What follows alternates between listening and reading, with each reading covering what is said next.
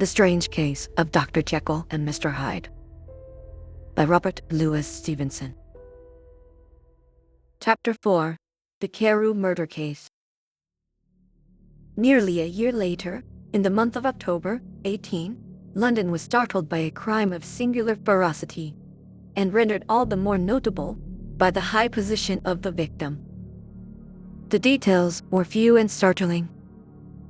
A maidservant, living alone in a house not far from the river, had gone upstairs to bed about 11.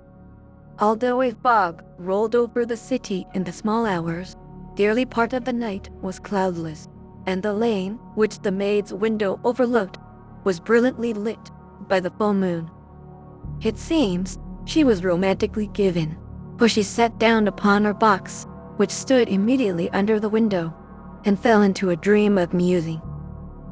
Never, she used to say, with streaming tears when she narrated that experience. Never has she felt more at peace with all men or thought more kindly of the world.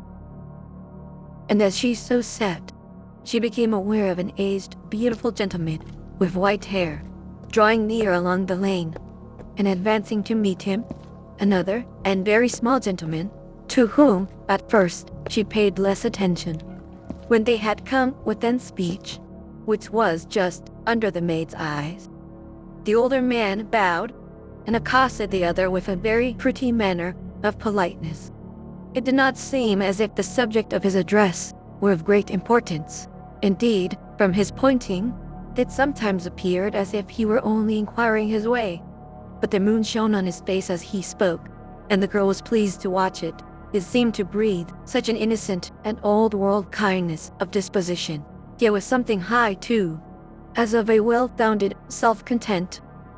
Presently, her eye wandered to the other, and she was surprised to recognize in him a certain Mr. Hyde, who had once visited her master and for whom she had conceived a dislike.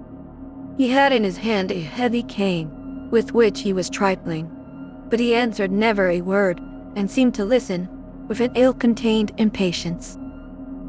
And then all of a sudden, he broke out in a great flame of anger, stamping with his foot, brandishing the cane, and carrying on, as the maid described it, like a madman.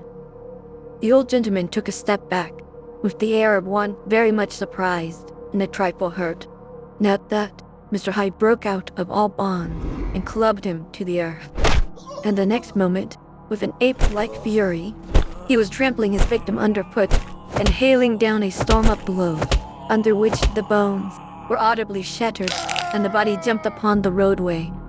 At the horror of these sights and sounds, the maid fainted. It was 2 o'clock when she came to herself and called for the police. The murderer was gone long ago, but there lay his victim in the middle of the lane, incredibly mangled. The stick with which the deed had been done, although it was of some rare and very tough and heavy wood, had broken in the middle under the stress of his insensate cruelty, and one splintered half had rolled in the neighboring gutter. The other, without doubt, had been carried away by the murderer. A purse and gold watch were found upon the victim, but no cards or papers except a sealed and stamped envelope, which he had been probably carrying to the post, and which bore the name and address of Mr. Utterson. This was brought to the lawyer the next morning, before he was out of bed, and he had no sooner seen it and had been told the circumstances, than he shot out a solemn lip.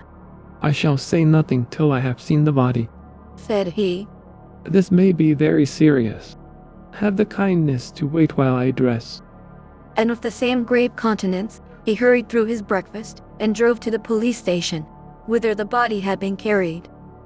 As soon as he came into the cell, he nodded. "Yes," said he. "I recognize him. I am sorry to say that. This is Sir Danvers Carew." "Good God, sir!" exclaimed the officer. "Is it possible?" And the next moment, his eye lighted up with professional ambition. "This'll make a deal of noise," he said. "and perhaps you can help us to the man." And he briefly narrated what the maid had seen, and showed the broken stick. Mr. Utterson had already quailed at the name of Hyde, But when the stick was laid before him, he could doubt no longer. Broken and battered as it was, he recognized it for one that he had himself presented, many years before, to Henry Jekyll. Is this Mr. Hyde, a person of small stature? He inquired. Particularly small and particularly wicked looking, is what the maid calls him. Said the officer. Mr. Utterson reflected, and then, raising his head, If you will come with me in my cab, he said. I think I can take you to his house. It was by this time about 9 in the morning, and the first fog of the season. A great chocolate-colored pall lowered over heaven, but the wind was continually charging and routing these embattled vapors, so that as the cab crawled from street to street, Mr. Utterson beheld a marvelous number of degrees and hues of twilight. For here it would be dark like the back end of evening, and there would be a glow of rich, lurid brown, like the light of some strange conflagration. And here, for a moment, the fog would be quite broken up, and a haggard shaft of daylight would glance in between the swirling reefs. The dismal quarters of Soho, seen under these changing glimpses, with its muddy ways and slatternly passengers, and its lamps, which had never been extinguished or had been kindled afresh to combat this mournful re-invasion of darkness, seemed, in the lawyer's eyes, like a district of some city in a nightmare. The thoughts of his mind, besides, were of the gloomiest dye, and when he glanced at the companion of his drive, he was conscious of some touch of that terror of the law and the law's officers, which may at times assail the most honest.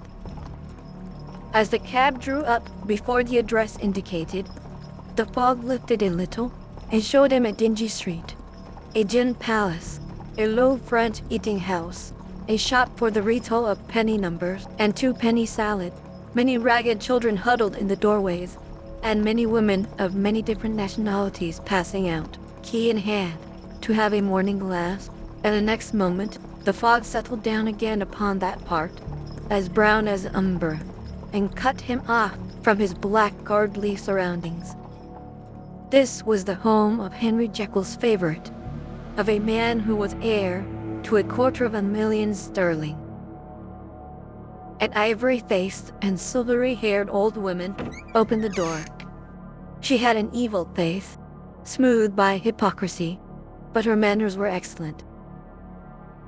Yes, she said, this was Mr. Hyde's, but he was not at home. He had been in that night very late, but he had gone away again in less than an hour. There was nothing strange in that. His habits were very irregular, and he was often absent. For instance, it was nearly 2 months since she had seen him till yesterday. Very well, then. We wish to see his rooms, said the lawyer, and when the woman began to declare it was impossible, I had better tell you who this person is. He added.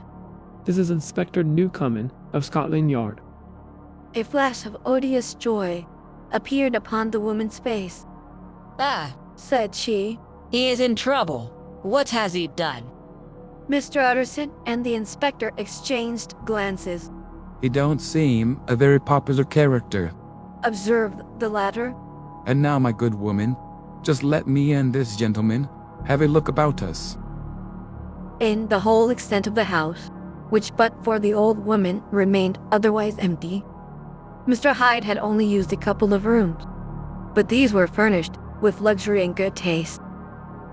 A closet was filled with wine, the plate was of silver, the napery elegant, a good picture hung upon the walls, a gift, as Utterson supposed, from Henry Jekyll, who was much of a connoisseur, and the carpets were of many piles and agreeable in color. At this moment, however, the rooms bore every mark of having been recently and hurriedly ransacked. Clothes lay about the floor, with their pockets inside out. Lock-fast drawers stood open, and on the hearth there lay a pile of gray ashes, as though many papers had been burned. From these embers the inspector disinterred the butt end of a green checkbook which had resisted the action of the fire. The other half of the stick was found behind the door, and as this clinched his suspicions, the officer declared himself delighted. You may depend upon it, sir. He told Mr. Utterson. I have it in my hand. He must have lost his head, or he would never have left the stick, or above all, burned the checkbook. Why? Money's life to the man. We have nothing to do but wait for him at the bank, and get up the handbills. This last, however, was not so easy of accomplishment, for Mr. Hyde had numbered few familiars. Even the master of the servant maid had only seen him twice. His family could nowhere be traced. He had never been photographed, and the few who could describe him differed widely, as common observers will. Only one point were they agreed, and that was the haunting sense of unexpressed deformity with which the fugitive impressed his beholders.